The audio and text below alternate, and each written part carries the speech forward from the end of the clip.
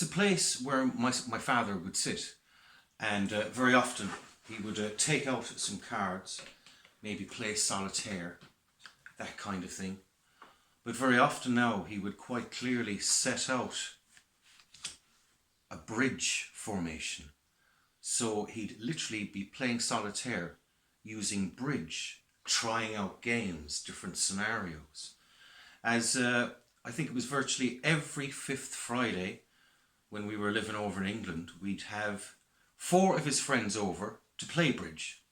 And one would usually sit out for a game and then rejoin the group. There would be much banter and much talk in Polish, and it was lovely really to have a bit of that cultural heritage come to my house every once in a while, you know, and meet my dad's friends and get to know them. You know, people like Tadek and Zizek and Stanisław, and of course Jan Gongola as well, who was a great crack now. I always thought he was some kind of entertainer. But very often now we'd get quite a few stories around this table. I remember one in particular when he was talking to me. I was at one end, he was at the other. Usually a bowl of fruit would be in the middle, but that's not a tradition I really keep with. I think they belong on the windowsill in the kitchen. But this one story he was talking about when he was a prisoner of war at the end of World War II, after having been involved in the Warsaw Uprising. And he was saying, you know, it wasn't so bad in the prisoner of war camp. They were all soldiers, you know. A lot of Polish, of course. There was a number of other nationalities as well, American, French, Australian, etc., etc. But once every couple of weeks, they were allowed to go to the local village for a wander round. And on this one particular occasion, mostly because the Germans didn't really have the food to feed the prisoners really good meals. So it may have been known as a starvation camp. But the fact is they had plenty of turnips growing, and if you've only got turnips to eat, you soon get sick of them. So turnips was never really a thing in my house. It would be lucky if it was left inside the door. But on to the story.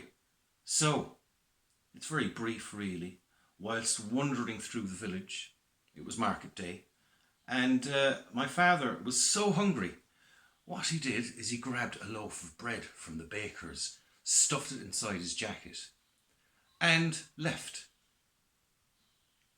No one saw, but by the time he got back in the evening, he was so hungry for this bread now, being very good keeping it until lights were out. So during the evening now, he systematically ate the whole loaf of bread. I imagine it probably would have been something very much like a Polish rye bread or something like that. Despite being in Germany, I imagine something like that. And he ate the whole lot bit by bit, slowly as well, not quickly, just bit by bit, until he had the whole thing finished by about midnight.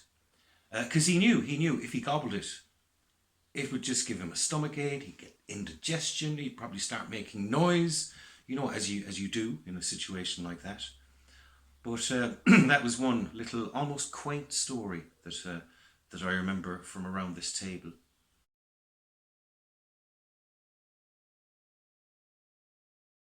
And I remember asking him, it's probably the early 90s, talking about ecology and how the planet's changing.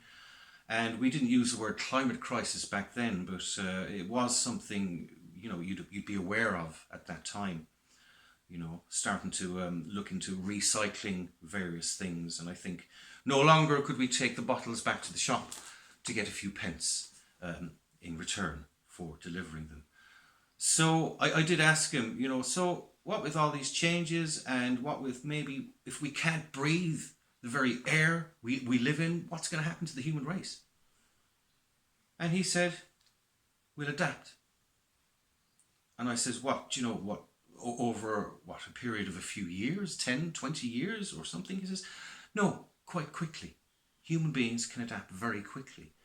And I think this was, based on obviously his own life learning and how he adapted as a teenager in order to fight the Nazis in Poland all those years ago, and being taken from pillar to post, having to stay in Vilnius until he was old enough to actually come back into Poland. I think he was 15, 16 when he started fighting.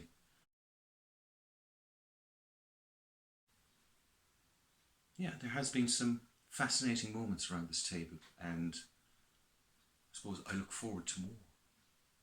Plus a few card games as well. But not Monopoly, that would drive me mad.